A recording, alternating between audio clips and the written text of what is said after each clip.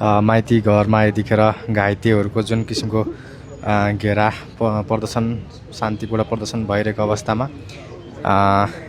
घाइते सबै अलिकति पछिल्लो समयमा चर्चित व्यक्ति अभिषेक श्रेष्ठ यतिखेर यहाँ घाइतेहरूको यो प्रदर्शनमा एकबद्धता जनाउन आइपुग्नु भएको छ र उहाँको अहिलेको तपाईहरु देख्न सक्नुहुन्छ जेनजी घाइते यतिखेर यसरी माइती घरमा सबैजना घेरा हालेर बसिरहेको अवस्था छ। माइती घरको छेउमै बबर महलनिर यतिखेर एमालेको पनि प्रदर्शन भइरहेको अवस्था छ र भइरहेको अवस्थामा यतिखेर घाइते जेनजी अभिषेक श्रेष्ठ यतिखेर माइती घरमा आइपुगेको अवस्था छ र उहाँ बस्ने प्रयासमा हुनुहुन्छ। उहाँको खुट्टा अलिकति यस्तो अवस्थामा रहेको छ, तपाईहरु देख्न सक्नुहुन्छ। माइती घरको अहिलेको ताजा अवस्था हो यो। उहाँको अवस्था यस्तो छ यतिखेर।